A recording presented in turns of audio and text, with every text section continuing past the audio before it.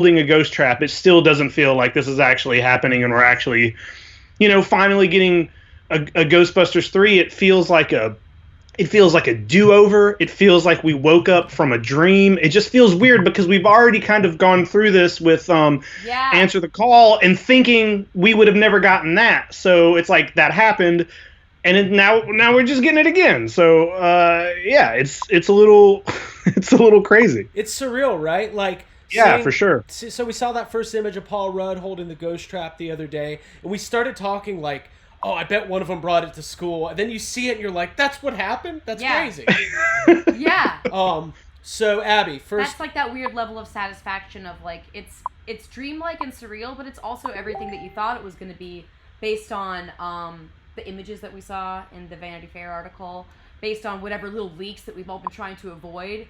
But it was nonetheless exciting for me to watch. I know that I stood up the first view that I watched the trailer. I stood up literally, was just like very, very... You and I were yelling at each other. We always have like a spat during trailer viewing because we both want to talk and like I don't want Craig's laughter to like cover anything I love like, to laugh. that I need to God see. forbid I should laugh. I agree with you. Like, if you're watching something for the first time, especially the Ghostbusters trailer, I don't want to hear anybody laughing or talking over it. No laughing, no talking. Yeah. We talked about at one point having to watch it in different rooms, and you told me that like the night before last night. That was my original plan. This is serious. I think that we should watch it in different rooms. Like I got really sad.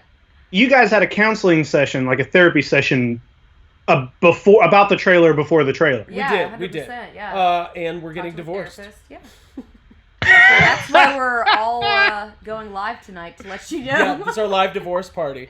Yes! We need Jason Reitman. Ivan Reitman did the proposal. Jason Reitman's going to sign our divorce papers. He's going to sign our divorce papers. All right. Well, I hear that goes around in the community. Yeah. So listen, let's... well, I guess I should give my initial thoughts. I was nothing but...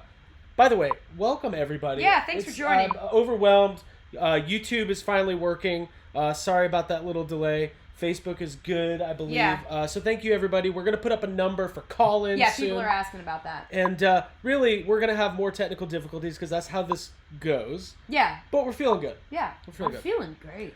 Initial reaction was, I couldn't believe this was happening. Mm-hmm. I was overwhelmed, brought to tears. And it's weird because we've talked so much over the last 9 or 10 months about what we thought this movie could be. But we've all kind of had that hesitant, like, let's not get ahead of ourselves, right? Let's not just assume that this movie's about the descendants of Egon Spengler, because that would be too good and perfect. And then it seems like that's what's happening. So major shout out to all the new actors, all these new actors coming into this Ghostbusters family that we've had for so long. So McKenna Grace, Finn Wolfhard, Paul Rudd, Carrie Coon, Logan Kim, Celeste O'Connor, and I'm sure more new folks that we'll meet along the way.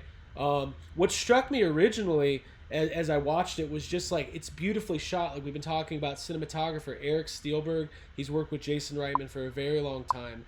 And it's beautiful. Like, it's just a good looking movie. It's you can't really put a finger on it. It feels right. Like, I think it's doing it a disservice to say it's Amblin like or Bad Robot like, or you see these weird things thrown around. It just looks like incredible filmmakers doing what they do. And I don't know. It's going to be like a coming of age Ghostbusters movie, and that's like not something I ever thought we were going to get. So it's just. I know I'm rambling, but it's just insane. It's going to be emotional. Well, Craig, that's something we talked about like a couple months ago whenever the very first teaser started coming out and we saw the first, the barn teaser. One thing, like a conversation that we had was about how this seems like a very different movie, and it seems like it's going to be this, maybe much more contained, family thing. And I remember at the time, when we talked about that, we were like, yeah, you know what? That sounds different and it sounds amazing, but it's silly of us to think that's what it's going to be. Yeah. And then we've gotten down to the road and we're like, oh, that is what it is. And like, to me, I feel like that's such a smart move and such a, to pull it into a different direction and have a different kind of movie instead of just trying to make another of the exact same film. I couldn't agree more. I couldn't agree more either. And like, you know, for so long it was kind of like, okay, which four comedians are gonna like be the new Ghostbusters and match up to, you know, Bill, Ernie, Dan, and Harold. And like, you kind of realize after a certain amount of years that it's just, that's such a hard. That's not what I wanted, and I think this movie's the passing of the torch. It's called Ghostbusters Legacy in other countries. It is. Let's talk about that. That's what it's about. Like, it's the next generation, and how do you carry on that original story instead of how do we redo it with four just replacing the original four? Yeah, that's impossible. It's impossible. I like the title Afterlife a lot. I know Legacy has been thrown around in some other countries, but yeah, it's that continuation. It's I just don't think it's reasonable to expect for anybody's to try to fill in, to fill those boots, to fill those boots, belts, and elbow boots, pads. belts, and elbow pads. Jake, let's before we're gonna put up our call-in number. We're gonna take some calls here in a few. Thank you guys for joining us. What is your initial reaction to Paul Rudd's casting, though? Obviously, we don't know what his role is going to be in the movie other than he's Mr. Gruberson, the summer school teacher. We don't know if he's going to get possessed. We don't know if he's going to be a Ghostbuster. But what are your feelings on Paul Rudd in general? I mean, in general, I feel like who doesn't like Paul Rudd? He's pretty he's pretty great, and I mean, I think everything he's been in, and it's cool to see. Like he's always like, he's very funny. He's done some really good serious stuff, and it's cool to see him in a role. It's just cool to see him in Ghostbusters, and it's like watching him basically be like, you don't know who the Ghostbusters are? Like that, you know, that feels like us sometimes, being the kind of people who are like, let me show you this on YouTube, and being the guy who like knows the story, and he's kind of, teaching Phoebe about the Ghostbusters. I just think that's cool. Like the way he, that look he gives the two of them when he's like, a ghost trap? Yes. Like, how do you not know what this is? What's he say? Like, killer replica man. Yeah. Killer replica man. It is. Do you buy that those kids like? Would kids today like? Kids don't know what happened 30 years ago, right?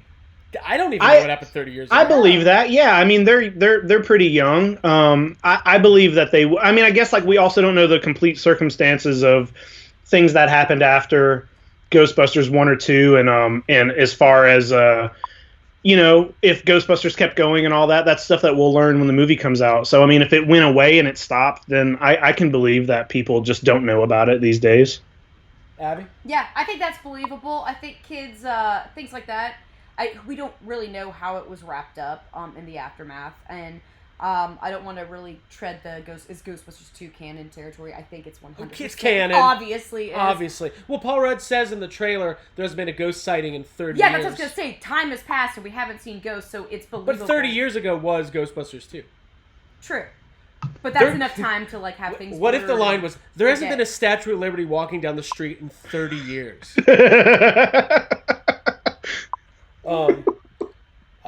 I don't know. I don't think those kids like it's interesting though. Like things like, when people talk about stuff from the 80s, like when the Berlin Wall came down and stuff, I'm like, oh yeah, that sounds vaguely familiar. Yeah, kind of. Cool, Jake. Yeah. What other feelings and thoughts do you have about our new cast? Finn Wolfhard. Everybody likes Finn Wolfhard. I feel like Finn Wolfhard gets a little bit of a bad rap sometimes when you see people who are just like they want to just say that everything Finn Wolfhard does means it's trying to be like Stranger Things. Yeah. Which, first of all, how is that a bad thing? Especially when like that's one of the things I don't get are the people who were like, it's trying to be too much like Stranger Things, because Stranger Things is trying to be too much like all the other things that we know and love. It's just a weird comparison to make when Stranger Things itself was, reliant on like E.T. and Poltergeist and Ghostbusters. Yeah, so, exactly. It's derivative of that, so it's, yeah. It's such a weird thing. But as far as the rest of the cast, like everybody seems really great. Like McKenna Grace looks really like, I mean, we've already talked about like her look and just how she's probably going to be kind of like the driving force behind the film. Is everybody's looking great to me. I don't know. Yeah. And she's a great actress. and I'm really excited to see her character unfold and see her and Logan Kim's relationship, because they have like a real life friendship that we all got to see on social media kind of unravel, and it's just cool. They like to eat ice cream together, and I'm excited to see them go to that mine. That reminds me of like Stephen King shit. And oh yeah. Hey, speaking of that, Logan Kim and McKenna Grace, let's talk about the international trailer.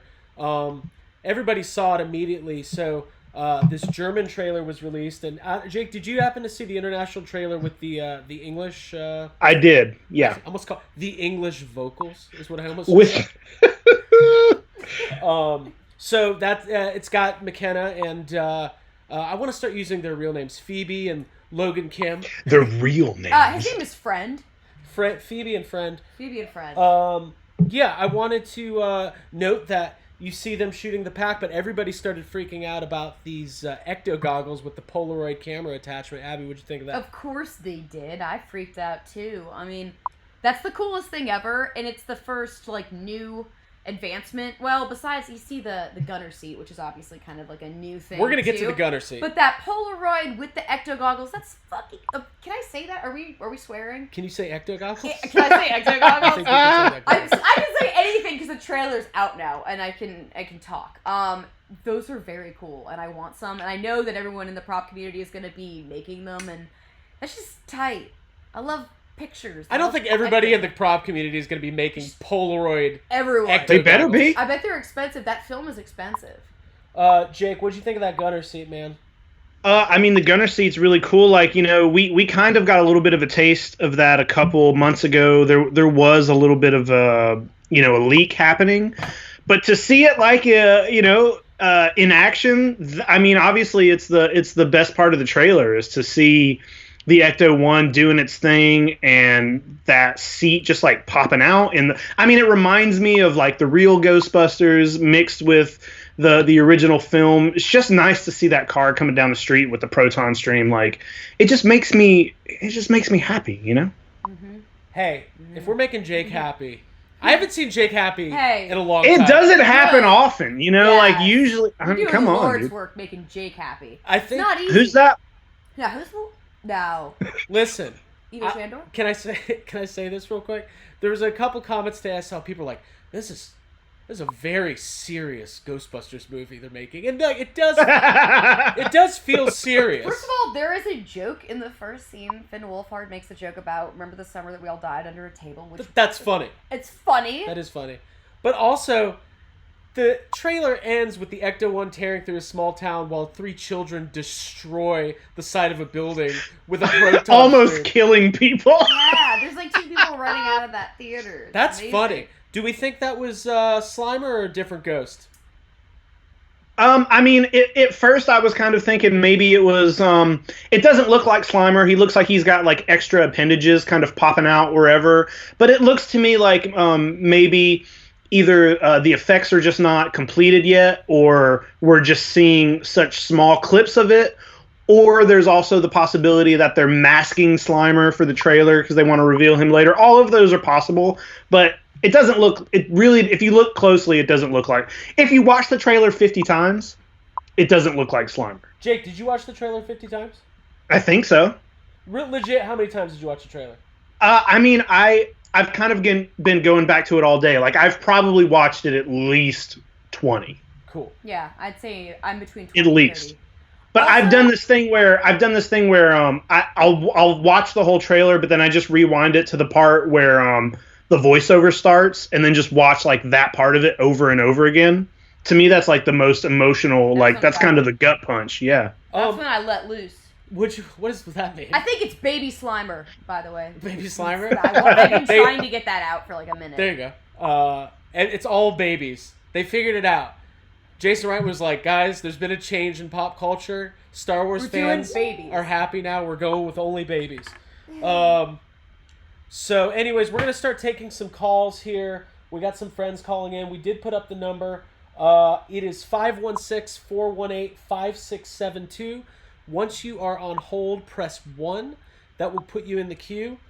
We already have a ton of people on the line, and we just put up the number. So we're going to try to get to everybody. We will ask to try to keep it kind of succinct, make your point, and then we'll let you continue to watch the stream because we want to get everybody a chance to chime in. I gotta say this real quick though, Jason Reitman, this guy, Yeah. my old pal. Listen, we met at FanFest. I made an idiot out of myself. They're aware. He was aware of. Yeah, we've We're all covered aware. it in great detail on the podcast. By the way, people keep messaging me that they're calling. Hey, the two people that messaged me that you're calling our other line, I'm not answering quite yet, but I will. Oh, here they come already. Lord have mercy. I don't even know who this is, but we're going to answer.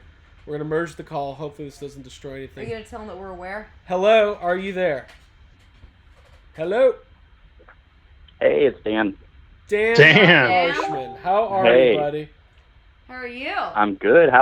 I'm great. How are you all doing? Good, man. Now, the last time Are we you had... guys? I guess it wasn't the last time we had Dan on, but at No. one time we had Dan on and Paul Feig called in, so I don't believe So you guys have Reitman on the line, right? No, I don't. We do That's what not. I'm hoping. We don't have any directors on the line. Oh. Dan, obviously longtime member of the Ghostbusters community. How are you, man? What was your reaction this morning? I'm so excited. It hit the notes just perfectly. It showed us enough to show us that I think it's going to be funny. I think the International B trailer struck the comedy portion a little bit better with that really good Ghostbusters brand deadpan humor, where it's not we're cracking jokes, it's we are reacting in funny ways to what's happening around us. The Ecto One rip roaring into the field was awesome. Anybody who didn't get chills from that scene and from Phoebe brushing aside the uniforms to show the Spangler name tape is dead inside. Anybody who didn't get chills from that, There's a lot of Ghostbusters fans that are dead inside. I figured I just don't know how you could possibly be a Ghostbusters fan and not have a somewhat emotional reaction to this stuff today. You know what the point I made earlier, Dan, was that there's a group of people that maybe skew a little bit older, maybe like 45 and up, 50 and up. You know, when they saw Ghostbusters for the first time, it was one of a line of comedies like that slacker comedy generation, Harold Ramis, Bill Murray, Dan Aykroyd. And it was right there with Stripes and Caddyshack. And it was another great comedy, but then they moved on with their lives. But for people like us, we can't move on with our lives. We can't move on with our lives. But those were like our superheroes, right? Like that was our Batman and Superman. And so now we get to see an emotional story that fills in gaps. Like we have 30 years of not knowing like where our heroes have been and what's been going on. And I feel like lucky that I've lived long enough to see it. And it's interesting that you bring up them being our superheroes. I read a very interesting comic book resource article that was essentially kind of, I guess, decrying the hype behind the trailer. And, you know, it was a CBR article, so of course it was stirring controversy where there was controversy. But they made this point where they're like, you know, they're holding these items in reverence where there shouldn't be any. And I'm like, well, how do you figure? Like even now, people see a proton pack and they absolutely flip out and they want that proton pack. The fact that this article was basically saying, oh, these weren't superheroes, but they were. They were superheroes that anybody could be, which made them so much more powerful than your average, everyday, you know, Batman, Superman kind of character. Is something that any kid could imagine himself being, and that makes it even more interesting to me, showing that, you know, we have kids strapping on proton packs. I think it's exciting and it's new, and it's also kind of, you know, ends up being a throwback to Aykroyd's line in Ghostbusters 2, the proton pack is not a toy, which of course is not, but if we were a kid and we found our granddad's proton pack in the barn, what would we do? Well, I'd strap that thing on and fire it at junk in the backyard, of course. Yeah. Yeah, our straps can turn on backwards too. I'd fire down some junk in the backyard. Hey, Dan, I mean, as a prop builder and somebody who's an expert in Ghostbusters props and prop building and all that, what was it like for you seeing that proton pack on on the table for that first time. I mean, we talked back when Answer the Call came out, and you would call me and you would regale me with tales of how you thought you were going to see that OG Proton Pack, and it never happened. So that's all I wanted. That's all he wanted. That's all I. He's a simple that's all man. I wanted. You know, when we were talking about Answer the Call and the things that we wanted out of it, you know, of course everybody wants a story. And, of course, everybody builds up certain expectations. There's a lot of the fan community that their expectation for a new Ghostbusters movie is just Ghostbusters 1 or Ghostbusters 2, which is our favorite characters running around the city busting ghosts. And I understand why they want that. But if you want that, I mean, there's an entire sub-media devoted to those kinds of stories through IDW and fan fiction and fan comics and those kinds of things. Let's not talk about fan fiction. This is no fan fiction. But to have a new, unique story that's still incorporating at least what I wanted to see. I just want to see the Ecto-1 on screen again. I just want to see the classic Proton Packs again. Give me a new story that surrounds their legacy, but just show me those things. I want to see the cyclotron spinning again. I want to see, essentially, if this was all just a big April Fool's joke and it was just that trailer and nothing ever again, I'd still be happy because I got to see a Proton Pack again on screen. It'd be really weird to do an April Fool's joke in December. I mean, you know, time is made up. By the way, tonight's episode is brought to you by Canada Dry. Cheers to holiday memories. Thank you. Well, cool, Dan. We're gonna bring in a couple callers if you want to hang out for a few. Yeah. I would love to. Okay. Cool. And to anybody who calls in and you have to talk to Dan Harshman, he'll scare you, man. Yeah, dude. Abby. Yeah. How are you feeling? I'm good. I have this in case you talk to Dan. Hey, Dan. Did you bring that can for you hear Dan? Me? Yeah. It's a bullhorn. It's pretty cool. We're all going to be lining up in the stairs at the Hilton for the picture at the end of this YouTube video / Facebook Live. Thank you. Bye. I love that. Okay, so we're going to try to bring on some callers. If it... Hold on. Okay. What happened?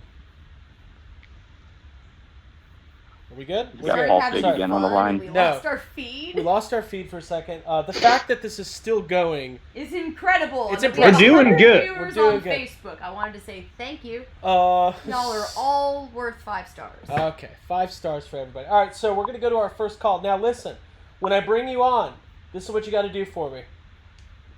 I keep accidentally shutting off my computer. I don't know this area code. Let's just bring this person on. Hello, who is this? Hey, it's John. Hey, John, you're Cable. How are you? Hello, John. Hello, John. John, we're going to load it up with like 50 people. No one's going to get a word in edgewise. Hell yes. As many as you can. I like how... Oh, it's all good, dude. It's like hey, a clown car. John, while I figure out our switchboard, go ahead and let everybody know how many tears you cried today. I cried all the tears. I really did.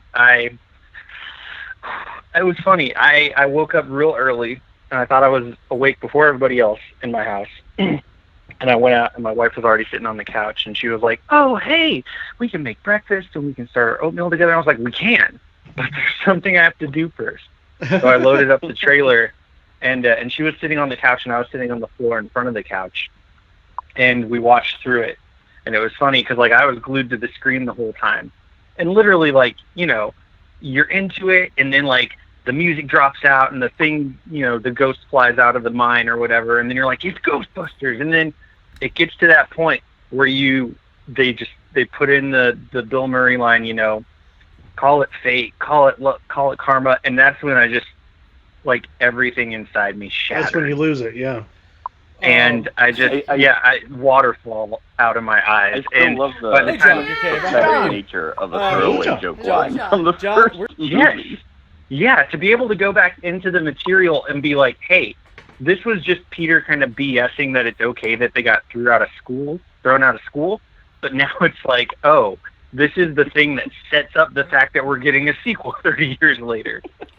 But it was funny because I'm sitting there and, you know, that hits and I'm crying and I'm watching all the way through the trailer, and then the title comes up and I turn around to look at my wife and I've got tears streaming down my face. But she has her phone pointed at me, just filming, because she knew this is worth Oh getting my on. god. Blackmail tears. Nuh-uh.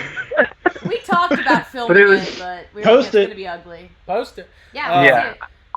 Yeah, John, I know we've John, we consider John and Dan as you guys are part of the YHS family. I'm glad we can share in this moment. Oh, yeah. Ryan Dole's also going to call in at some point and start screaming at everybody, but we're going to go ahead and take some calls. He's going to scream at me. Guys, thank you so much for being patient. When we bring you on, I'm going to ask you who you are, where you're calling from, and say what you got to say.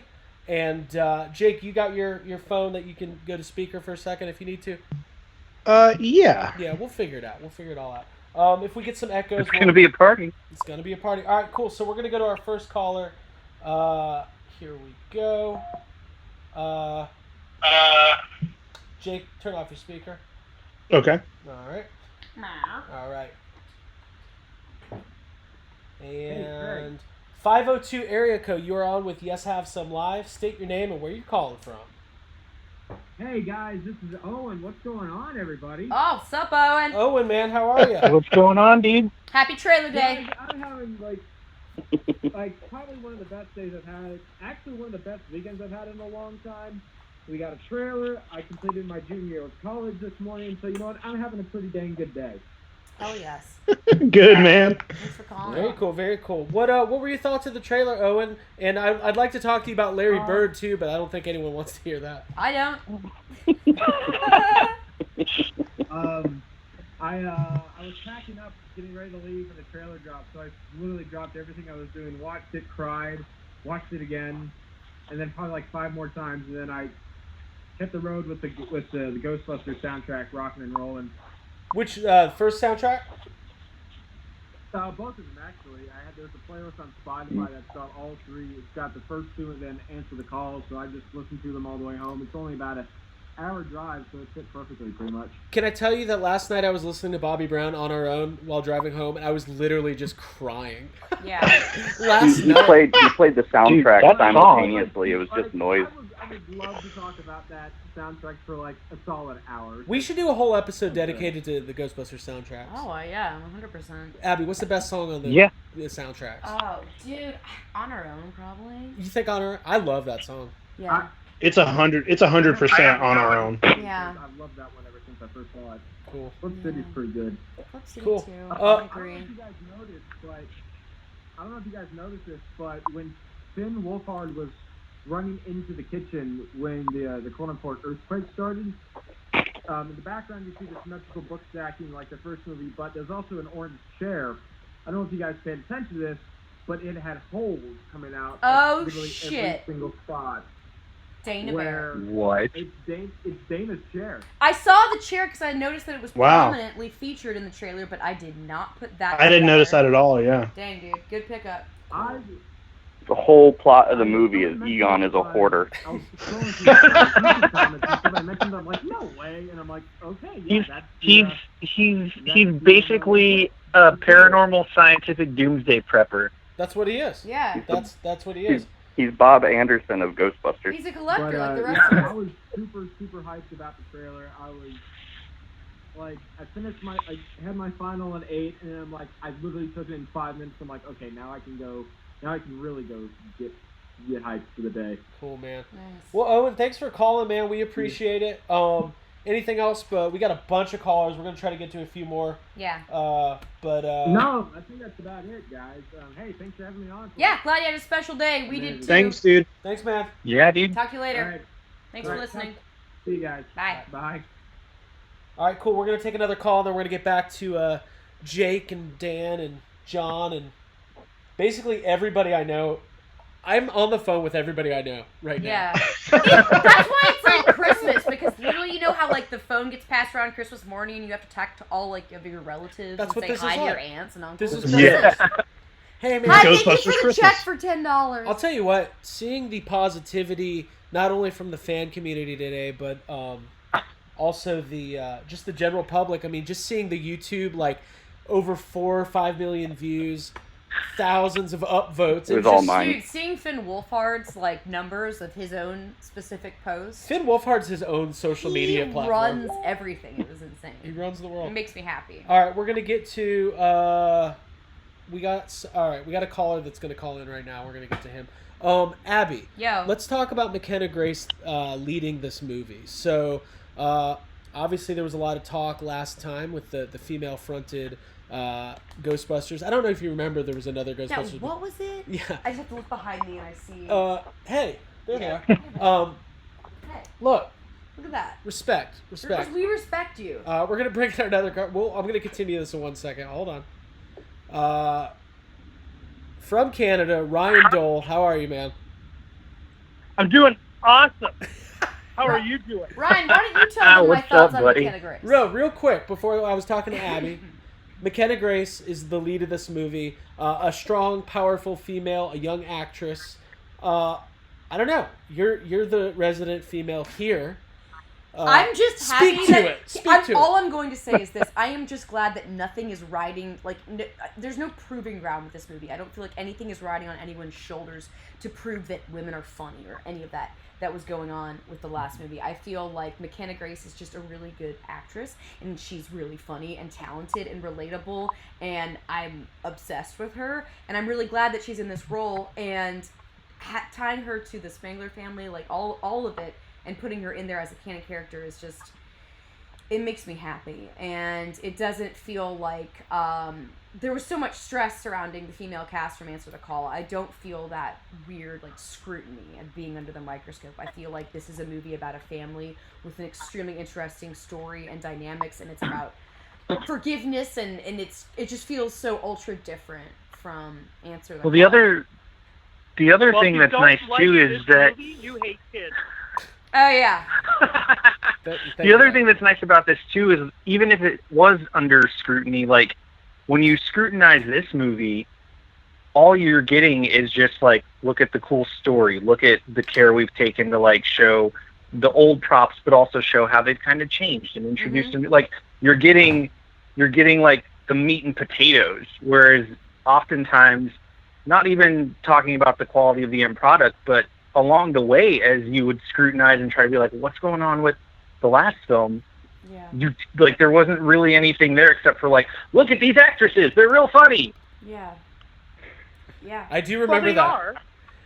I remember them saying that. Ryan, what was your first reaction to the trailer today, man? Well, I'm pretty sure that my walls got like painted a nice, good semen white. Oh, It was, Ryan. Here he is.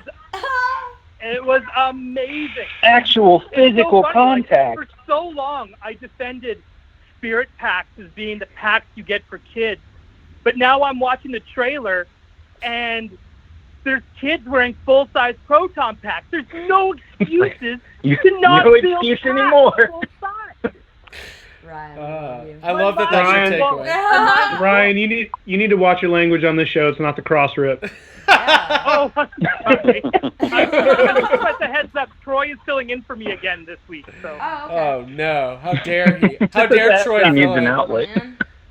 And actually, I'm kind of surprised Dan is still able to talk, seeing he had his foot in his mouth a couple times on Facebook today. What? Ooh. I'm sorry, What? I was wrong about the trailer. You were wrong about He's- everything. You were wrong about Everything. Proton, you're wrong about I'm- PCAE. Dan, you're just That's what I was wrong. waiting for. I was like, are we going to go talk about PKE meters right now? We're not. We Yeah, are. we're going to talk about PKE meters. They're the shit. And when they start making them for, like, you know, the Hasbro Black Series PKE meters, you know we're all buying 5 of them. And then we're going to sell them on yeah. triple the price. We're going to get a whole set of gear. We're going to complain that the uniforms that they put in the toy aisle don't come in adult sizes. It's going to be great. It's gonna be great. Gonna do that. Oh, you guys will still wear them. And then they'll be like, oh, I'm a franchise.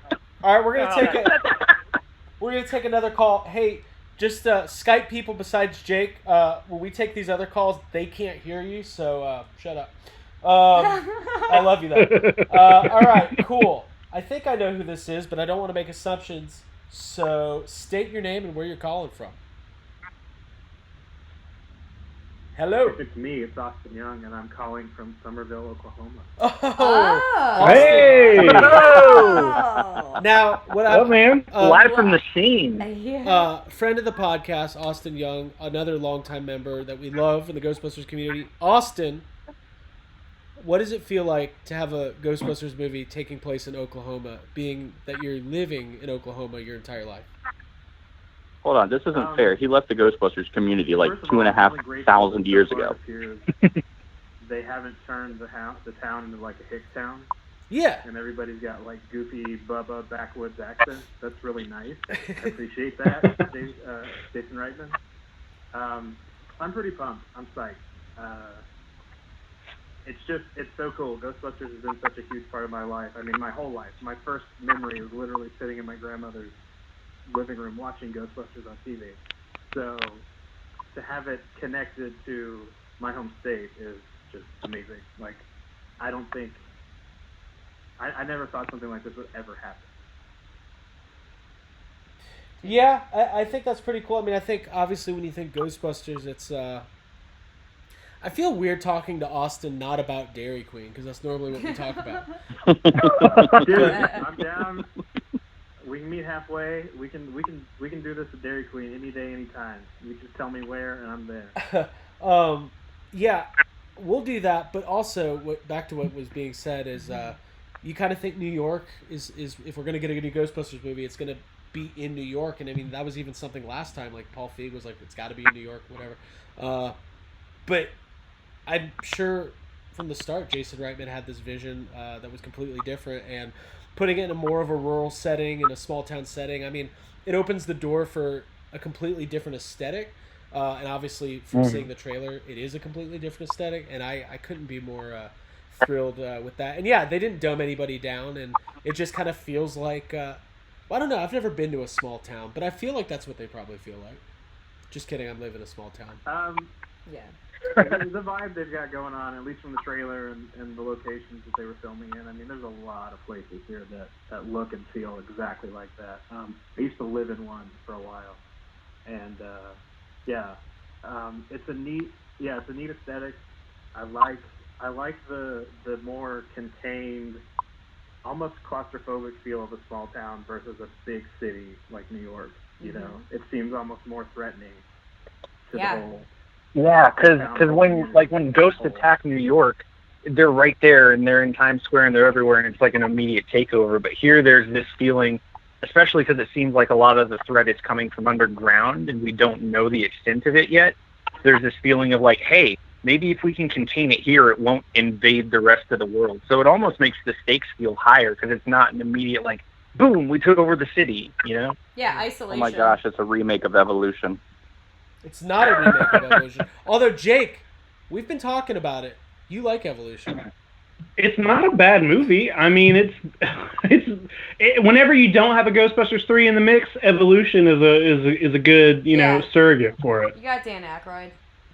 For like 10 seconds. Hey, we haven't... hey, Ryan, are you still there? Yeah, I'm still here. I'm awesome. Okay. I'm awesome. Let's talk about basking in it. Let's talk about this real quick. So obviously, none of the original cast were featured in this trailer. I think we can all assume there will be some involvement from some of those actors at some point. Abby, what are your any thoughts on that? Personally, I'm really pleased that we didn't see that. I know that I saw some complaints online from people saying that that's like the elephant in the room, that you didn't see Dan Aykroyd or Bill Murray or anything. No, there was actually an elephant in the back of that room. Oh, where Egon's stuff was. That's what they were talking about. Oh, okay, got it. Oh, okay. No, that's a different show. Got it. That didn't bum me out. I didn't want to see that stuff. That's like seeing the monster from a Godzilla movie, or like you don't want things like that spoiled personally. I don't. So I like to know that there's something still to look forward to, that there's going to be an unraveling, because we don't really know what Ray Sance's role is, or like how the falling out, or how Egon got there, and what he was like. There's a lot of enticing stuff that we don't know, and I think that's really smart for us to be kind of clueless on that, and to not see things, see the role of the original cast, because that's too much. That's the stuff I want to look forward to seeing. It's too much. Too much for me. Jake, how about yourself on that? Yeah, I mean, I agree with everything Abby said. It feels like some people want to watch a 2-minute trailer 6 months before a movie and just have everything spoiled for them, and I don't feel that way. I think it's cool that they threw in the the scene of them on the laptop and then having the Venkman voiceover. Like, that's a very cool way to let people who maybe aren't huge Ghostbusters fans, who maybe aren't quite sure that this is a sequel. That's a good way to let them know, like, oh, this is in the same universe, these are the same, but without having to, like, go ahead and spoil that. Like, that's something we need to be saved. Yeah, I couldn't agree more. I don't care. Like, if they're there, that'll be great, and I think they will be, but it's kind of like, it's the first trailer, and, we talked a lot about this marketing push being this is pretty early still. Like, if you think about the last movie, they didn't put out a trailer until March, so it's not even Christmas yet. So this is a really great way to introduce the concept of this new Ghostbusters movie to a broad audience. It's obviously going to be attached to Jumanji. God, what if it's attached to Star Wars? I guess that's possible. So it's kind of like reintroducing this universe to a wide audience, and then they'll have a second trailer that'll probably give us a little bit more. And who knows, it might be till the movie comes out till we really know, like, what the involvement of the original cast is. But I want to throw to our current guests. Ryan, thoughts on that? I'm actually completely agreeing with you guys as well. Even if they don't show us, what they're all up to in the next trailer, like, even if we don't even get a glimpse of everybody, like, let's say they just show Uncle Dan or Uncle Ernie, I think I would like to still have that mystery of where is everybody and what have they been up to. It would be great to just find out while watching the film and getting to discover that completely fresh. But if not, I mean, looking at how they marketed this trailer, right now I have my trust in the marketing team to not give away spoilers or anything major as far as I'm concerned. And that's my thoughts on that. John, we'll do a roundtable, then we'll take another call. I am in complete agreement with you guys. I definitely agree with Abby that even just we could sit here now and spitball for an hour, like, where is everybody and why are they not here at this moment, and come up with 100 different reasons. And the fact that that's a possibility, I don't think that that is anything that they should even try to, like, abbreviate and explain in a trailer. At the very most, I might have that, like, the stereotypical shot of, like, a pair of boots walks into the room and then someone is looking off screen and go, no way. That I don't want to see them at all. Like, I want that, the fact that we have voiceovers and we're seeing, like, old news footage, like, we know this is that world. They existed at one point, and they, at least a few of them exist at this point, I'm sure, somewhere, and they're going to show up.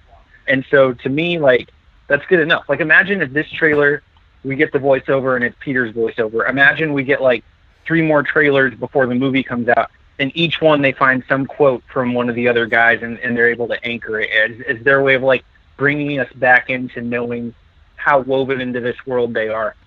And then we just don't see them until we see the movie. Like, to me, that's perfect. That's all I need. I want to be sold on the story and the things about this movie that aren't familiar to me, because that's what's going to matter. I know when the guys show up, it's going to be great, and they're going to be the guys, but we know who they are. Like, tell me about the new stuff. So when that shows up, they can just be the cherry on top. Dan. Hi. It's your turn to talk. So, I'm on a spoiler forum, and because I'm actually okay Dan's with learning. Connection. Sorry, Dan. Don't worry, I'm not going to say anything. Well, actually, what's really fascinating is I wonder how close Sony has been paying attention to this particular forum, because every thing that would be considered spoiler and they're going to be was the guys, just revealed in the trailer, and like, nothing else. Only about the So I, at one point, thought I had an upper hand on knowing what was coming, and now I'm completely back in the dark, and I actually really enjoy that. And I have to give incredible credit to Jason Reitman and his editing team, and whoever put together the trailer.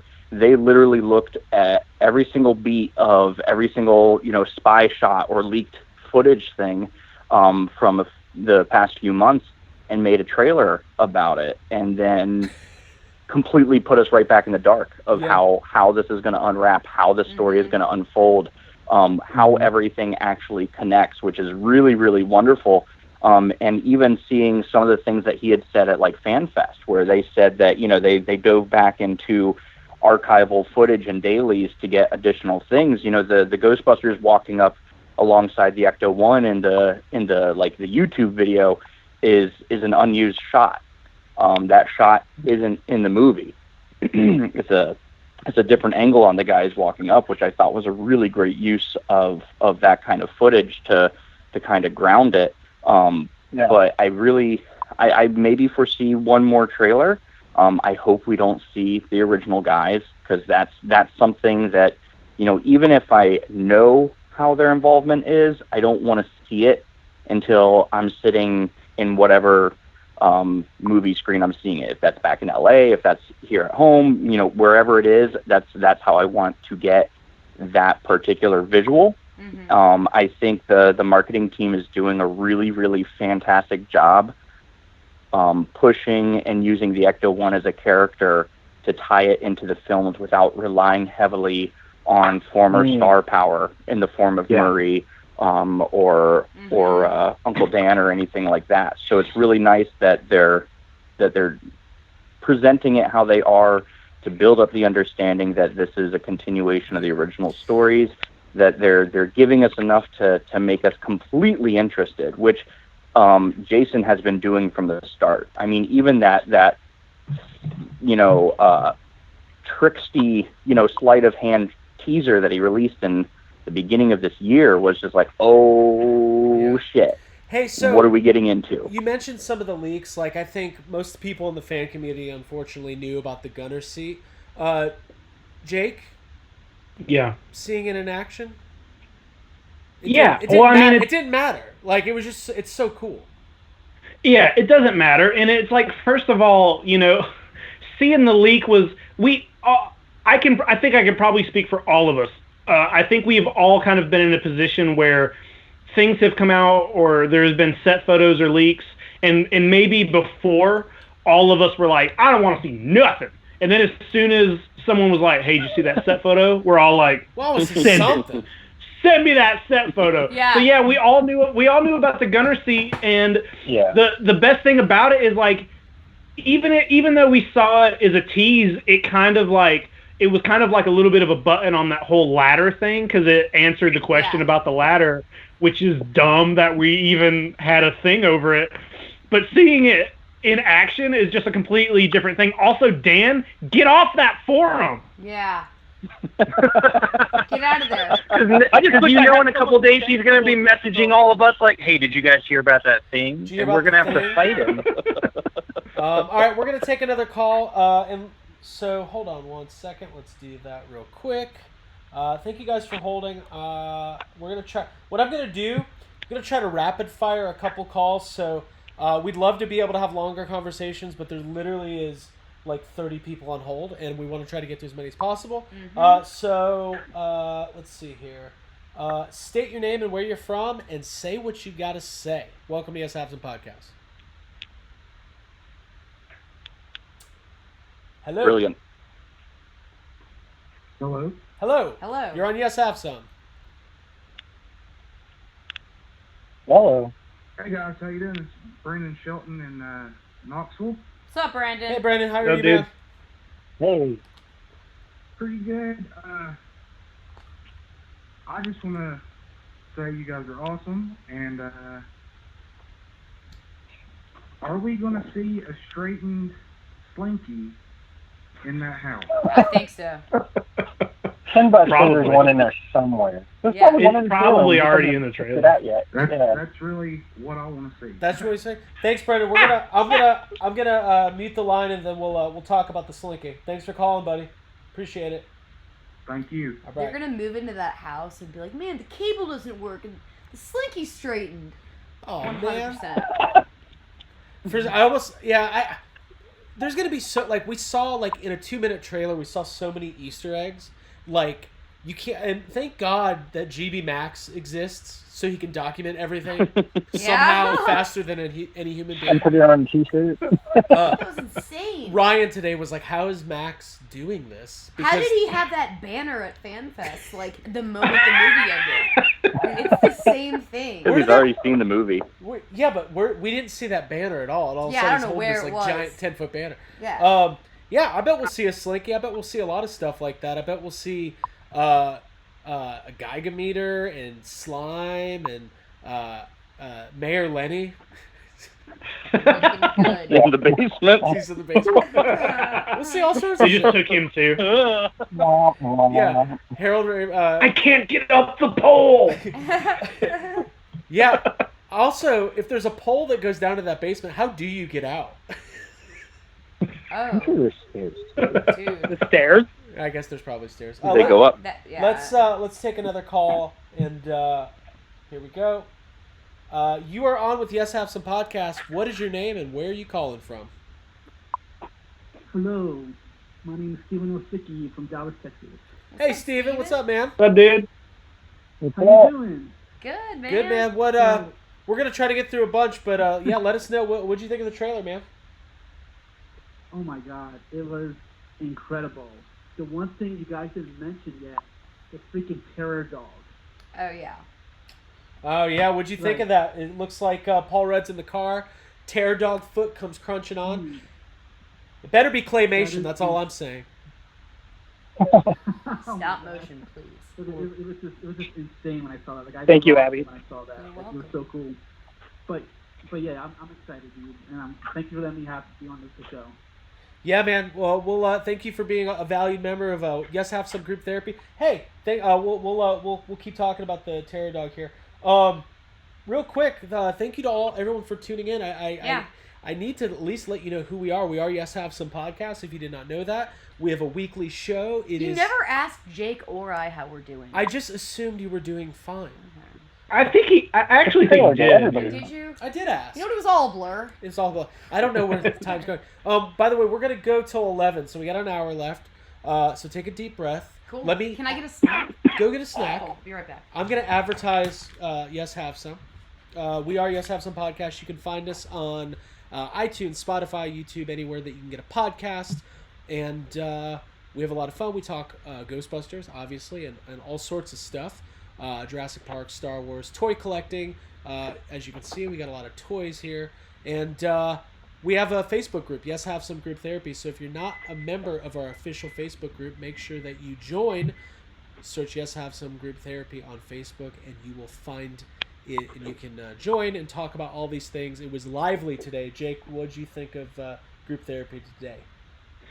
It was good, man. It's just fun, like just in general, seeing all the all the positivity today, and seeing all the different posts about as people are finding more Easter eggs and posting about them, and screenshots were really everyone was really quick with the screenshots today, like high res screenshots of everything. It was yeah, like that. It's just good seeing. I don't know, man. It's just A lot of like camaraderie. Yeah, for sure. Hey Ryan, here's a question. What did anything in the trailer surprise you today? Yeah, I was kind of surprised at how much of the actual gear we saw, and how Paul Rudd kind of sounded like we do whenever we see someone make a film. Like, I wasn't expecting him to be like, wow, that's a cool replica, because like that's us. That's what He's we us, do. yeah. Yeah, so I thought that was, to me, that was kind of like how, and like just, the whole idea of like, dude, there's like footage online of like what happened in '84. So to them to just not ignore it and to know that something happened, like a generation would know that, that kind of surprised me. In like, I wasn't expecting to be like, wow, I actually really enjoyed that. Yeah. Were you guys like, we saw the trap on that clip from the Vanity Fair article the other day. Dan, what are we talking about with that trap? Is that a GB2 trap? Is it retrofitted for the first? Like, I'm not an expert with that kind of stuff. You let me know what you thought of that.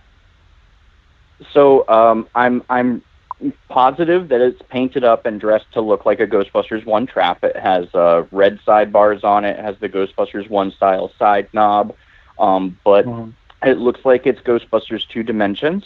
So it's kind of, I'm not sure where the trap actually came from. I have some theories of some of the props in circulation, including the PKE meter. I'm still convinced that they, Alex Newborn put me in my place. I'll hand it to him. I think the PKE meter is utilizing some parts from the Maddie collector with a redone shell, and I would be very surprised if it didn't come out that a lot of fan-produced pieces and parts are being used in the movie, not just for reference, but for actual props. And, the Ghost Trap, I think, was very indicative. We're looking at Ghostbusters 2 Dimensions with Ghostbusters 1 aesthetic. It was very much not a hero trap. It was a solid piece. It didn't have the latches for the release on it or anything like that. But it was gorgeous. It was so lovely to see all of it on screen again. And then Matt Burkett was eagle-eyed and spotted some new additions to the back of the Proton Pack, which we, of course, are still waiting to get better shots of. But it looks like they're doing a great job with the props, where they're just doing small changes to make all the prop builders like myself run out and grab those pieces to start our next build, but not so much that it's no longer a Proton Pack. I don't think we're going to be seeing the iPod pack in this movie. Which is great. I think we'll be seeing lots of technology that is very much in the vein of the original movies, where it's cobbled together and found pieces and found parts, and looks like it was built in a shop, and that really makes me very excited. Great case in point being the Polaroid Ecto goggles from the B trailer. So I'm stoked. Go ahead, John. I was going to say, I think what's cool is you can tell that, I'm sure in part the reason some of the gear that we're seeing, it looks cobbled together because within the context of the story, it's been years. And even some of those small changes probably aren't necessarily like even upgrades or like changes to the design of the pack. But like, I know there was one shot where you can see there's like some yellow cable or tubing that's kind of attached to it, and odds are it's probably just Egon trying to keep those things up and running the best that he can over the years until he disappeared or whatever. And the other thing too is that because within the context of the movie, it's been years, they might have taken the traps after Ghostbusters 2 and narratively been like, oh, cool, well, that works better than they were when we first started, so let's add this back into it because I like it.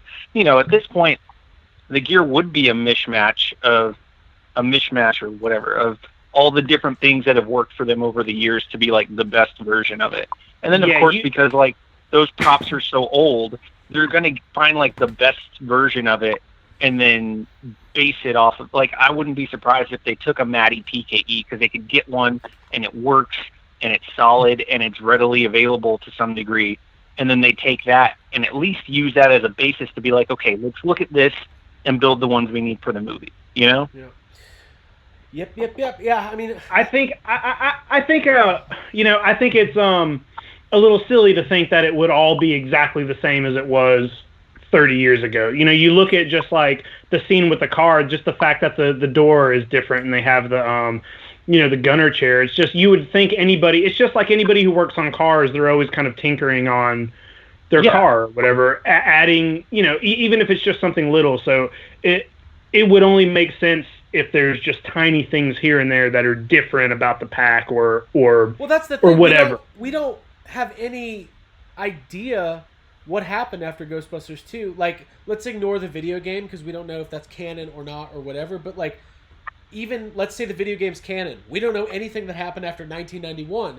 So additions, like Jake was just saying, additions to the pack. People keep talking. Oh, I saw the comments. Oh, those tires would explode. For all you know, Egon died 2 years ago, and he had just changed the tires. So like, let's stop talking about the tires. Or he invented. if we're gonna- I mean, that car is moving. I mean, like it's driving faster and crazier than we've seen it in any of the other movies. So for all we know, Egon souped the car up and gave it some tires so it could get around and do crazy stuff. Nos. Yeah. I mean, I don't know. The Ecto 1A almost flips over on their way to the museum. I mean, Well, yeah, but it's also My top museum? heavy. Sorry. Yeah. If we're gonna believe, you know, a story that is about catching ghosts, then I think we can, you know, not give a shit about the tires on the Ecto 1. Right. Or the ladder. So let's, Abby, Yes. you're monitoring the chat. Yes. What's going on Facebook right now before we take another call? A lot of comments. We have like over 559 comments. Anything of Read value? them all. I see a lot of people Nothing. talking about the. None of I see a lot of it's people. I'm trying to see all of them. It's kind of hard to keep up with everything. What's funny is I just saw Mitchell Brinkley said, "Put me down for one," but I have no idea what he's talking about. It's got to be something good though.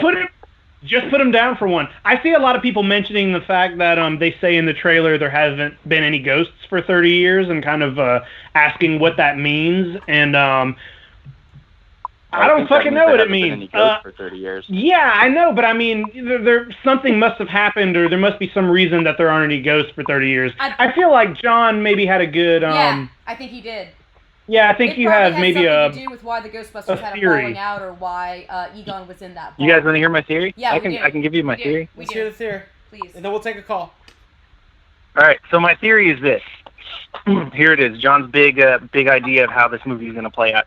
So I'm thinking, sometime after Ghostbusters 2, Egon and Janine, they finally get together. They're going to have a baby. Egon's like, hey, this stuff is dangerous. I'm about to be a dad. I need to find a way to close off all this ghost activity, close off the netherworld for good.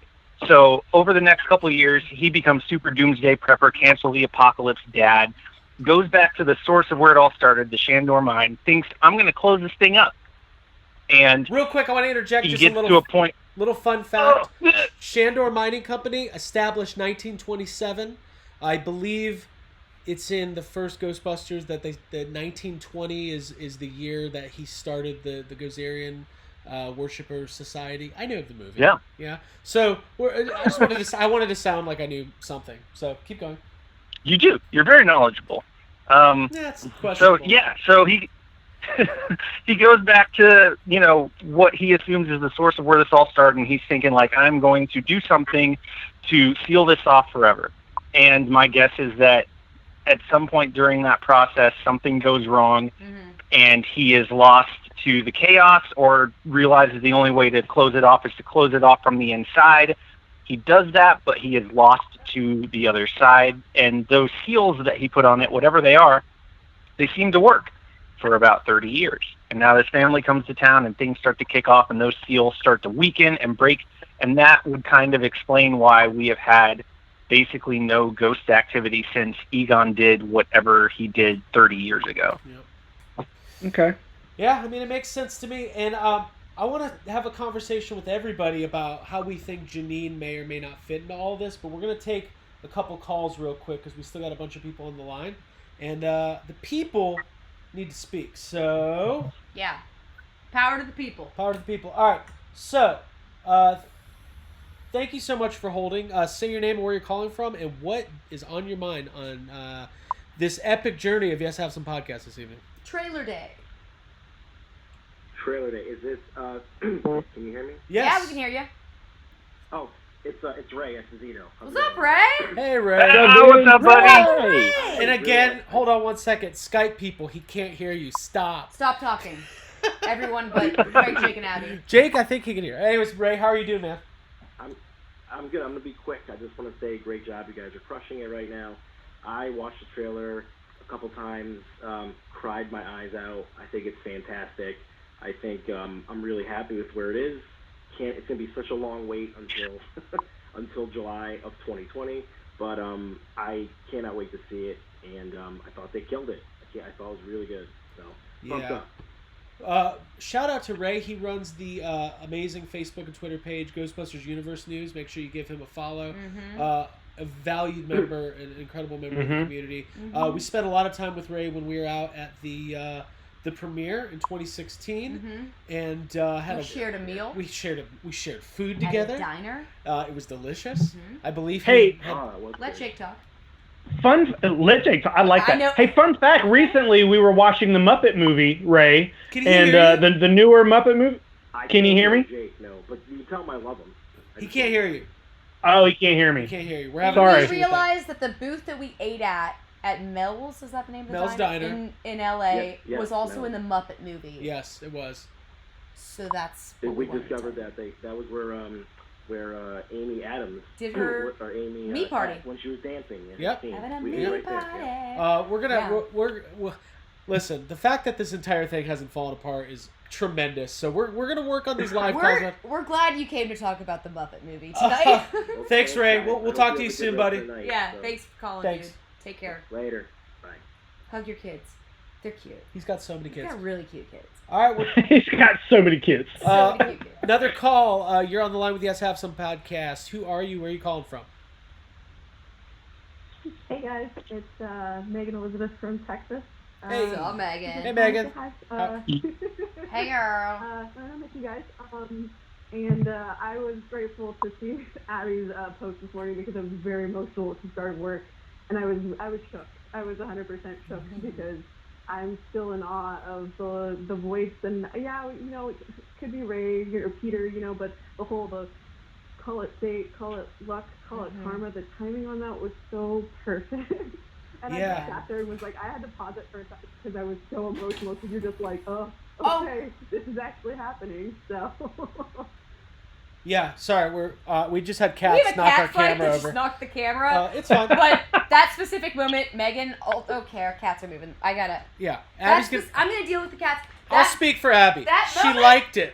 We're gonna remove the cats from the room. Bye, Very, Gypsy. very professional. This is Gypsy. Bye.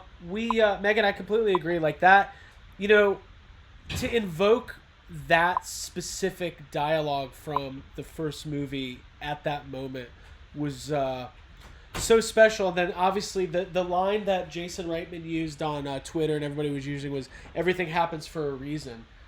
So the way that they're going to connect all of this is, I've got complete faith in Jason Reitman and Gil Keenan, who wrote this movie, to do something really magical. And you could just tell from that trailer that it really was kind of a magic experience. The other thing that I love about his choice of using that line is that Peter uses that line when they're they've just gotten kicked out of school, and they're like, if we're gonna do this, it's gonna be crazy, but we're gonna have to do it.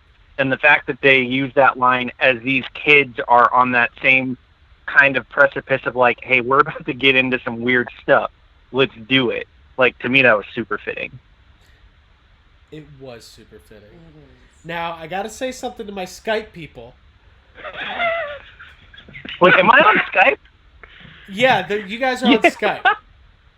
Unfortunately, I'm using my phone. I'm using my phone to call you, so I didn't really. So yeah, she didn't. She so I'm also just like, hey, everybody. We'll do that differently. Megan, I'm sorry it cut off. It's okay. We love you. We're sorry. We'll see you on the other We side. thank you for calling. She's not dead, is she? No, it's just inappropriate. Just don't judge me. All right. It's been a really emotional day. It really has. I don't like this angle. No, you keep. Well, that's okay. All right, we're gonna take one more call. Now it's getting real. right. We got way more. We're good. Lower We're half. good. We're gonna rapid fire a couple calls here. Nope. State your name and where you're calling from. Hello, welcome to Yes Have Some Podcast. Yes, I have a pocket. Hey, what's going on, guys? Can you guys hear me? Yes. Yeah, what's up? Oh, what's going on, guys? This is Steve. I'm calling from Boston, Massachusetts. Long-time listener, first-time caller. And this was my reaction this morning. So my girlfriend was getting ready to go to work. I took my cell phone, went into the living room, shut off all the lights, saw the trailer, had some tears coming down my eyes. And as my girlfriend is leaving to go to work, she gives me a kiss, looks at me in the face and says, "Babe, what's the best thing that has ever happened to you in your life?" I looked at her and said, "This Ghostbusters trailer."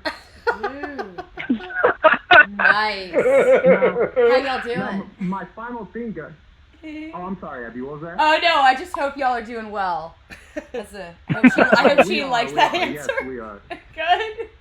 So, so one funny thing is that we have a bunch of Ghostbuster fans all around the world, and my thought today was, no matter where you were, no matter what we were doing, if you were a Ghostbuster fan, you stopped everything you were doing just to watch this trailer, no matter what it was. And all I can picture in my mind was this guy waiting in the hospital, his wife is giving birth, the doctor comes out to the waiting area, and he's like, Mr. Johnson, your wife is about to have the baby. Would you like to come in? He just looks at the doctor, and he's like, yeah, just 1 second, I gotta watch this Ghostbusters trailer. So no matter where you were, everybody was just hooked on this trailer, no matter what you were doing. And like, I just want to say that I can't wait for this movie. I'm excited, and I love you guys. You guys are doing a great thing for the community, and keep it up, man. You guys are awesome. Thanks, bro. Thanks, buddy. I bet some babies were conceived because of this trailer. Appreciate it, man. Have a good one. Listen, I know I'm on the Skype line, but I don't think anybody would ever miss the birth of their child for Ghostbusters. No. The Skype line. There's that sentiments in the chat right now as well. I don't want to say it's like a drug. All right. Oh, I just looked at the chat. All right, y'all are here fun. we go. We're having some fun. All right, we're gonna take one more call, and then, hey, Ryan, I haven't heard from you in a while. Do you have a tea kettle? Hey, I'm right here. Ryan, where's my tea? Oh, do you need more Fine, everybody. I've been waiting for my meatloaf. All right, inside Oh, jokes. All right, what we got? You went to go get that's some not an Timbits or innuendo. whatever. That's actual meatloaf. I love it. And I told Craig to order it, and she refused to. Yeah. And so, yeah, I don't know what the deal is, Craig. All Come right, on. you're on the line with Yes Have Some Podcasts. State your name and where you're calling from. Hey, Justin from Kansas City. Hey, Justin, how's it going, man? Hey, awesome, man. This trailer just blew my mind today. And, you know, Johnny Cave has got it on point, man. Like, I was just thinking, like, so much about the Shandor mine, and I'm like, man, so Egon had to have been there, like, hold up, no ghost for 30 years, but he knew something was looming, so it's just, like, all the implications that that has for, like, what this could be and where it's going to go. I'm just stoked to see what's going to happen with it.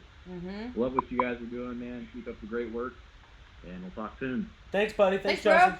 Appreciate it. Another valued member of group therapy. You know, one thing that I keep coming back to is that you really get the vibe that whatever happened with Egon and his family, whatever that separation was, whatever the reason is that he was there and disconnected from his family, he was probably trying to protect them, right? Yeah, I think he was trying to, for whatever reason, I think he was the reason that we haven't seen ghosts for 30 years. I think that whatever happened down in that mine, like, I have a feeling that everything is down there. Yeah, and I know John was saying something similar to that, but yeah, but I mean, it makes sense. Yeah. And you get the vibe that, like, you know, it's that thing. It's like that mafia thing where, like, or you see, it's a trope we've seen in movies before, where your dad's gone and you're mad at him, but you don't know the truth, which is he's doing it because that's what's the best for you and your family. Mm-hmm. The other thing that's really cool about it, and I know it's a lot of it is based on circumstance, because unfortunately Harold isn't with us anymore, but the idea that the one who's so often considered, you know, he's a little bit more detached, he's a little bit more standoffish, he's not as socially adept, and he's not the touchy-feely one of the group, he's just the brains. Now you're seeing him projected in a light where it's like, hey, at the end of the day, he was the one who put his life on the line for his family and for the world and whatever else went down. And I think that's really cool to show that other side of his character even after he's gone. Yeah, that to me that seems like such a good way to, honor Harold Ramis. Period. Like, we talked about a lot. I know a lot of people, like even me, like whenever Answer the Call was coming out, one of the things was like, let it be a reboot, because at this point, who wants to see a Ghostbusters film without Harold Ramis? And doing something like this where it's like, even though he's not there, he's still there. It just seems like such a touching thing to do. Yeah. Yeah, I mean, the fact that, like, Jason Reitman was quoted a long time ago saying that Egon was his favorite Ghostbusters, so it makes complete sense that even though Harold Ramis is not with us, and obviously we'd all rather have him here, but to do this as kind of a tribute to him, and like, I mean, I think we all read Ghostbusters' Daughter. We learned a lot about Harold Ramis. Some of this is actually tapping into his real life. And I think that Jason Reitman is just the sure. guy because he's into like doing family drama and those dynamics. Yeah. And that's what he does with his movies specifically, and to tie that into stuff that's really happened with Harold Ramis. And God, is Violet Ramis going to be in this movie? Is she going to be in it? I don't know if she's going to be in it, but I wouldn't be surprised if Violet... She's been quiet. I wonder if she was consulted, or... I mean, McKenna Grace put up a picture of all the books she read this summer, and she read Ghostbusters' Daughter, so what better way to learn how to be Egon's daughter than read the book by Egon's daughter? Yeah. It's why I was going to read that book... Eyes of the Dragon. God, I got that. Figure it out there. Gotta mention it in every episode. All right, we're going to take one more... What we're going to do, guys, we've got 5 or 6 callers still on hold, and we only got about a half hour left, so we're going to rapid fire and give everybody their voice, and then we'll go from there. 478, you're on the line. Who are you, and where are you calling from? Oh my God, this is Mitchell Brinkley from McDonough, Georgia. Mitchell, Actor Mitchell? our partner in crime. Yeah. If anybody saw, we did these ads with Canada Dry and 7-Up. Shout out to Jay Key, our main man, our main squeeze. Jay knows Mitchell. Mitchell knows my mom. And Mitchell helped us out. Yeah, man, how are you?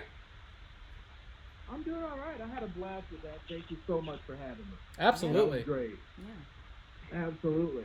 You know, I will say that this trailer was, of all the things that I've been seeing since the 80s and 90s nerd culture has had a resurgence, this was the only thing that brought me back onto Facebook to actually make a post in a while. That was a good post, too. I've been reserving just... What's that? That was a good post. Yeah. Oh, thank you. Thank you so much. But you know, I wanted to just sit there and just watch it and not really take it in, not really let the mind go wild or anything like that. And I ended up looking at it and saying, "Oh, this is really good. This is what I feel for me." I think about when I think about, all right, this is what I want to see in a remake, an extension, or a reboot of my childhood, and I could not be more pleased with the idea of, you know, Jason Reitman, in my eyes, did what I thought should be done with all of these movies, you know, whether it be Force Awakens or anything like that, is, you know, make it, you have this movie where it feels as if you're watching what it would be like to be in those shoes. You know, the kids being Ghostbusters to me is fantastic. It's what we all, you know, secretly, you know, or not so secretly, have been dreaming of, to do that sort of thing and to see that on screen. That was the type of nostalgia hit that I really wanted to see. Yeah. I just wanted to bring that across because I haven't really heard anyone really talk about that, but everyone's been so positive about it as well, and I think it hits you in the nostalgia field just the right way because you see, you know, elements of what we all have been, you know, have been living every day, not having a new movie or, you know, a new experience in the lexicon. Yeah. You know. I completely agree, Mitchell. Hey, Mitchell, I'm gonna put you back on hold so we can get to these other callers, dude. I completely agree with what you're saying. The positivity's been there. It was definitely nostalgic. Obviously, the dream as a child was to put on a proton pack, and that's what we all did. And I think that's why maybe folks who maybe skew a little bit older, 50, 55, 60 years old, they didn't have that same association with Ghostbusters, so it's a little bit of a different kind of thing. But Mitchell, man, appreciate the call. We'll be working together some more this year, I promise you. Yeah, for sure. Yeah. Very good. Love y'all. Thanks, Mitchell. Later. Bye, buddy. Yeah, Jake. Don't you want to Don't you want to throw up on a proton pack? And like totally Come bust. on across on. I do, and I don't have one, and it saddens me a little bit today on of all days to look over and be like, "Where's my proton pack?" Yeah. Okay, cool. John, Dan, Ryan, any final thoughts from you guys before we start wrapping up here? I just want to say that the callers have been awesome. You guys have had some great calls today. Yeah. Great You calls. guys should be pretty stoked about how awesome the Yes Have Some community is. Yeah. You're all awesome, and I love you guys. Thank you. We love you, Ryan. Love you, Love you too, buddy. From here on. Love you, Ryan. We love I'm Ryan. having flashbacks. I'm having flashbacks to when the podcast started. So I hope the journey is as exciting and interesting. I hope it's a much more positive outcome. I hope the film is as good as this trailer is making it out to be. I hope we're in for store for some really, really good surprises, and I'm just excited, and I'm really, really happy to see so many people and friends, new and old, who are all excited together, which is really quite lovely. It's good. Yeah. It's going to be wild going to see this movie for the first time and just taking it in. And I mean, I'm in the same boat as you guys. I kind of hope they don't show us anything else, but they're going to, and we'll watch it. But I also wish I could watch it tonight, like as soon as we're done. Just go. Yeah, see it. it's a weird place to be. Honestly. This is a weird place to look behind me. This is a weird place to be. Well, with that, I'm going to wish you guys a good night, and we'll be all talking soon, I'm sure. Dan, thanks for joining Dan. us. Yeah, Good talking to you. Also, John Urcaba's been pulling double duty. I saw him in the chat room and on the phone. Whoa, I can't even do that. It's like my job to monitor these comments, and I can't. So thank you, John. Hey, no problem. Yeah, dude. Before I give my final thoughts, I do have one other person here that wanted to get a word in because he didn't necessarily get a chance to make an appearance in the trailer. Hold on just a second. Hey everybody, I just wanted to say hi to all the Ghostbusters fans and show you that I will be there when the movie comes out, ready to slime and eat all the food that you bring me. And I just wanted to say hi and I love you all. See you later, bye! God. All right, I'm going to hold the phone that was about Slimer. 6 inches from my ear now because this thing is like really slimy. There you go. That was Slimer. But anyway. Slimer. Thank you. Thanks. Thank you, John. You're the best. Thank you, We John. love you guys. And thank you, Slimer. So what we're going to do, well, we got about 25 minutes to go. So what we're going to do is we're going to rapid fire these calls that are left, and then we'll do some final thoughts. And how are you guys feeling so far? Good. Jake, And yeah, I'm having weird flashbacks to 3 years ago, but like it's different. We've all grown and evolved as people, and Ghostbusters has changed, and it's very good. I like where we are. I like where It's like it feels kind of like a cleansing almost, like it just like it does feel like a retread of a couple years ago, but and you know what, like I say that like it's a bad thing, but like we were having a good time then too, but it definitely feels different. It feels a little more real. I don't know, man. To me, it's just exciting. I'm kind of annoyed that I'm still doing this and not watching the trailer again. Yeah. Sorry to annoy you, Jacob Walsh. I'm annoyed that I have this expensive microphone. Most things do. I'm having to use my MacBook microphone to do this. This audio is not going to be great on the podcast, but y'all have to deal with it. Yeah. That's okay. All right, couple more calls. Here we go. Welcome to Yes Have Some Podcast. Let us know who you are and where you're calling from. Hey, Jim Naritato over in Ventura, California, the Big Maniac on Instagram and Twitter from Group Therapy. Hey, man, how are you? What's up, dude? Doing well, thanks. I just wanted to say, like, you guys are doing an awesome job of covering all of this, but I wanted to, like, echo some of the things I heard earlier that it was kind of weird that everybody be talking about this. Like, I actually am sitting here speculating about new technology in the Ghostbusters universe, and it's driving me crazy. Because I'm watching it and going, like, there's actually new stuff. We have been like navel gazing for so long, and I think like a bunch of us have been around, like whether we're in forums or quietly like lurking in GB fans for years, watching and waiting for more news of a Ghostbusters movie as we watched like Dan Aykroyd go out and sell Crystal Head vodka and promise us it was going to happen for years, and it's here. Like it's actually happening, and there's a totally new stuff to speculate about. So The thing I want to throw out there that we were talking about in the chat while you guys are talking is whether or not the relationship is that we have the reason why Egon doesn't know the family is perhaps because Egon is going to be the dad of the kid's parents' dad, so that we don't maybe there's estrangement there, and the reason they don't know Egon is because their dad is Egon's son, and they didn't have a relationship as a family long term. So maybe this idea that Jason Reitman threw us earlier on about how this is going to have forgiveness and the level of afterlife might have something to do with the fact that there's a dad to these kids who's also passed on. Yeah. So maybe there's a kind of weirdness to the way that Phoebe's character describes and says, hasn't your dad told you about this? Well, it's just my mom. And it's the kind of thing a kid says when their dad is gone, not that your dad's separated from you. So I'm throwing that out there as my speculative thing. Thanks, man. We're going to talk about that here for a second. Yeah, I mean, we don't know everything, so it can be assumed that,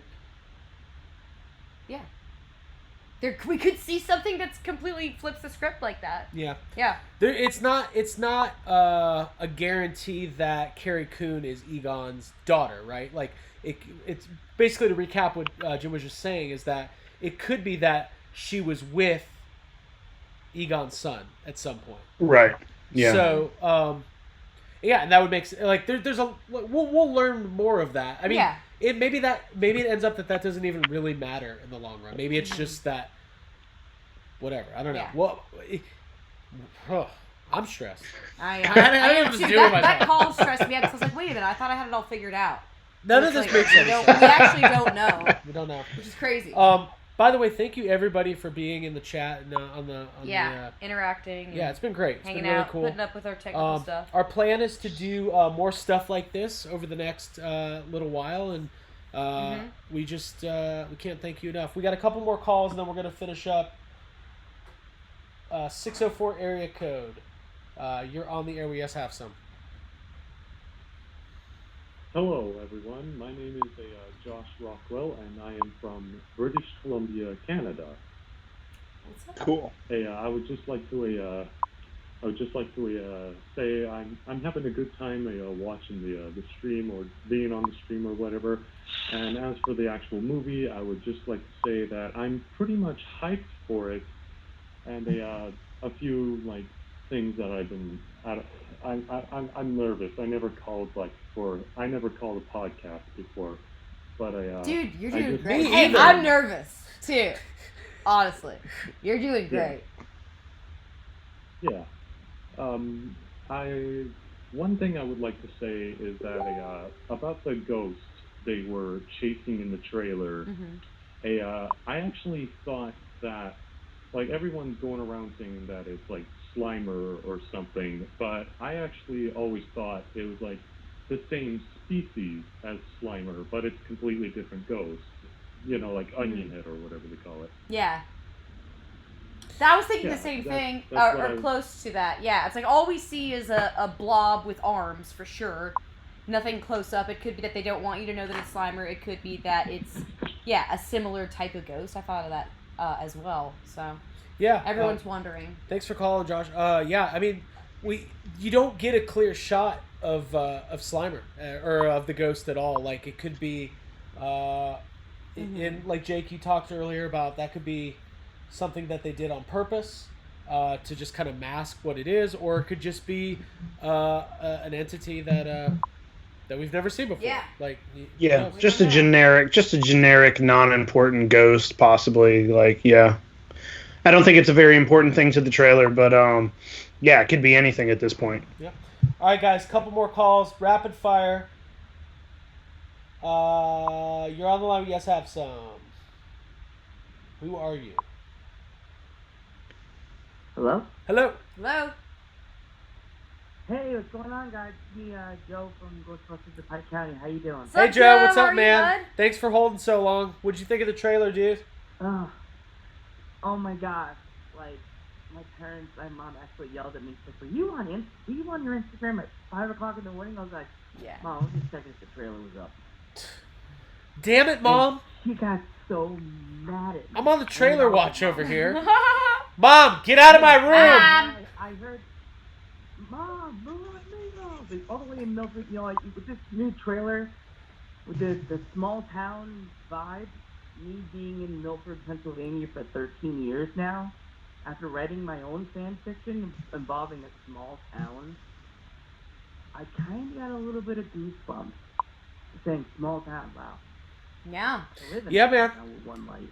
I think all of us are feeling And, like it's our fan fiction coming to life. And I watching that trailer, I was like, oh my god, all this cool stuff. And I actually did a reaction on my YouTube channel. And when I heard Paul Rudd say, "Who are you?" and McKenna Grace turned the flight suits, and you've seen the Spangler, I started tearing up, and my jaw dropped. And I was like, wow. Yeah. This is really what we all wanted. This is like everything we thought. How we would have put it together, how we all would have envisioned it. But then Paul Feig stepped in the way and said, "No, look at me, and we lost it. That's what happened. For so long, we lost it. Joe, man, we appreciate. We got a couple more callers to get to. Dude, we appreciate you calling. We're gonna do more of these shows. Joe's a man, long time listener. Yeah, dude. He's always Say hi to your mom for us. That doesn't sound nice. I will. I bet she's lovely. Say hi to your mom for me. Say hi to your mother for me. All right, Joe. Thanks, buddy. Later. Cool. Couple more, and I promise you, we got final thoughts coming up. I gotta watch this trailer. Yeah. I feel like it's been too long. It's been too long. All right, 614 area code. You're on. Hey guys, it's Andrew from Australia. How's it going? Andrew! What's up, buddy? You made it. Not much. What's up? This trailer. Dude. God, my heart is pounding. Yeah, mine too. Yeah, dude, it was incredible. What was the reaction down under? Sorry. Oh well, like as everyone when that voiceover came and those tears were flying. I'm a blubbering mess. Yeah. Definitely. Yeah, man, that's. But one thing I'm totally wrong about is I thought they were going to use the archive footage to create new scenes for Harold in it, as like they filmed it with the cast members. But I'm glad I'm wrong about that. Yeah, I guess it's possible. Like, I guess, they could still do flashbacks. There could be, I think there's a lot about this movie that's going to be very surprising, stuff we don't know. Jake, what do you think about that? You think that we'll see Harold Ramis in the kind of fully formed... Yeah, I think there's a good chance that it'll be in there some sort of way. I don't know if they're going to do a fully CGI. I guess it depends on what they found in the dailies, and if they found anything that would make sense to put in the film. I do think there will be some sort of physical presence of Egon, whether it's a flashback, whether they hire Henry Thomas to do it. I don't know. You've been pushing for this Henry Thomas thing. You think Henry Thomas is Egon? You think he's going to do it? No. No. I don't Abby, you think we're gonna see like a Harold Ramis, like a digital? I don't know. I think we'll probably see some flashbacks. I don't. It's obviously his character is really important to the movie. But I don't know how they're going to handle that. I don't want to speculate. I would like to be surprised, and I would like to be sure not to see anything. Yeah, in we don't want to trailer. start speculating around here. Yeah. For the last 8 months, I think it's gonna be Egon's grandson. Look at Finn Wolfhard. Damn it! Looks like Harold Ramis. Oh, damn it! Look at him. All right. Look at him. 2 more calls. Yep. 229 area code. You're on. Yo. Hello? 229. Oh, wait. Jake, is that you? I was about to say, 229 is my area. Jake, how are you? Is that me? Jacob Walsh calling in. I was like, who's calling from Valdosta? 217, you're our last caller of the night. Oh, hi, this is Bobby Irving from Central Illinois. I'm with the Central Illinois Ghostbusters. We're all here. We're actually watching right now. Oh, hell yeah. Cool. Hey, cool. guys. Hi, guys. Welcome to the show, Central Illinois Ghostbusters. And we loved the trailer today. We all kind of got teary-eyed from it and stuff, and just talking about it and speculating. we really enjoyed it, and we're actually kind of hoping maybe they'll have the hot beverage thermal mug from GB2 and the balloon in there, maybe as a little Easter egg later on. Jake, don't you have that in front of you right now? Yeah, let's see it. I love that. Oh wait, there it is. All right. Yeah, man, it's funny. Everybody keeps saying they got teary-eyed. I was literally like in a fetal position, wailing. So maybe that's my teary-eyed. Maybe I'm just a sensitive man. But I was like, you would have thought my family was killed or something. I don't know. Yeah. Abby, you didn't handle it very. I was wailing. That's what I was wailing. I was wailing. I was standing watching it, like reaching back towards you for some support, but like also like play it again. No support. But also arguing with each other about talking during Also it. screaming. About the McKenna Grace is learning how to do all those puzzles. That's kind of neat how Egon actually put those puzzles in there to hide the stuff, too. Right. Oh, I didn't even think of when that. She's doing the I just Jake, thought you like puzzles? Do I? Thanks for calling, man. We Yeah. appreciate it. Say hi to your whole team for us. Yeah, what's up, y'all? Say hi. Hey, I will. We're all here. Thanks, Cool. guys. Have a good day. Yeah. Bye. Peace out. Thanks, guys. Guys, thank you so much for calling. It's back to just the three of us. We got 13 minutes to go. Let's bring this home. Yeah. I have a confession to make. Yeah. Okay. I haven't watched a trailer. I have never seen Ghostbusters 2. So. Chris, I have a confession to make. I ate all your candy. Fucking John is still here? I didn't know he was still here. He's like a spectral entity. That's what he is. He like went away for a while and came back. Well, let's roundtable final thoughts. Again, this was a ton of fun, guys. Yeah. Thank you so much, everybody, for joining us. Doesn't seem like technical difficulties were too bad. This is the first time for us doing it on multiple platforms and everything. So to everybody on Facebook and YouTube, we very much appreciate it. For sure. Abby. Yo. What is your final thought coming out of today? I'm grateful. I'm thankful, and I'm ecstatic thinking about July. It feels very far away, and I wish it was here like now. I want to watch the movie right now. I'm very thankful for Jason Reitman and Ivan Reitman, and I think we're in a really good place. It's such a stark contrast. What about Mrs. Reitman? And Mrs. Reitman? Whole family. She's got a talented daughter, too. She's great. She's great. All right. Yeah, family's important, and I think this movie's going to touch on some very serious subjects and also be funny and also be scary, and I couldn't be more pleased with everything that we saw. I was very anxious leading up to this. I didn't even think it was going to happen, but now that it is happening, I'm happy and thrilled and over the moon, and I'm glad that we were all here together to experience it.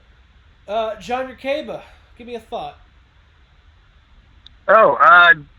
Man, I'm just, even after sitting here and talking about it with everyone and hearing everybody's thoughts, like I'm still, after this is over, going to need a quiet moment where I just put it back on the TV and let it sink in all over again. Like, I think it's going to take a week worth of that to just convince me, like, no, this is really happening. And it's just amazing to be on the other side of this whole, like, will we ever get it kind of thing, and be like, no, it's coming. And it's fun to be on this ride with everyone and to see the positivity and the anticipation, and everybody's just kind of like they're ready for it to happen and they're all in. Yeah, I don't know. We watched Ghostbusters. We had it on earlier, and Jake, I know you said you did a double feature last night. Let's get serious, all right? We did the fun stuff. Mm-hmm. Let's get real. Mm-hmm. Jake, are you emotionally prepared to handle whatever this movie's going to be offering?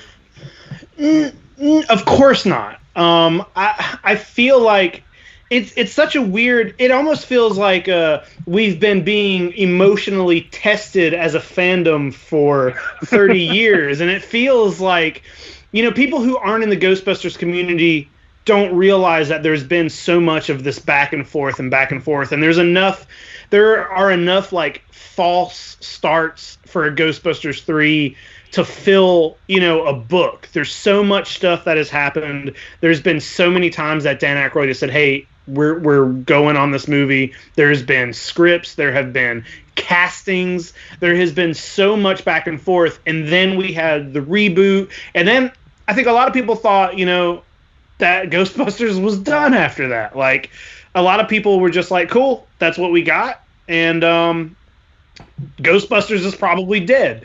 So it feels like now we're getting like it's like a fresh start. It feels like a present. It feels like we're getting hey, you guys have had enough. Here's Ghostbusters 3. Yeah. Exactly. It's cathartic, Yeah. it's healing.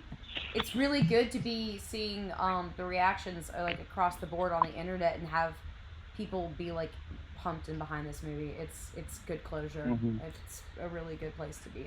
It's weird to think that closure is coming from the first trailer of a new movie. Look, closure. Well, I mean, definitely just the idea of closure, because like for a long time it was, they wanted to focus on that idea of like, oh, the way we keep this going is we keep bringing in big new comedians and comedy directors, and it kind of felt like the story was falling by the wayside. Mm-hmm. And then it was, oh, the way we get closure, or the way we move on with this is we do a reboot, or we do this, or we go back and we start over from the beginning, or we do all these spin-offs and stuff. And it's just like, it felt like we were, even outside of Dan Aykroyd and Harold Ramis and like the main cast, it just felt like we were losing the core of what Ghostbusters was, for the sake of like what Hollywood wanted to do. And now we're getting a movie that, yeah, obviously like everything is about Hollywood and money, but at the same time, someone is behind it who's saying like, I'm going to do it, and I'm going to make sure that core of like what makes Ghostbusters special is intact. So it's closure of the journey to get to a place where the movie we're getting is one that feels like it gets back to like the heart of Ghostbusters. Closure, but like a new beginning at the same time.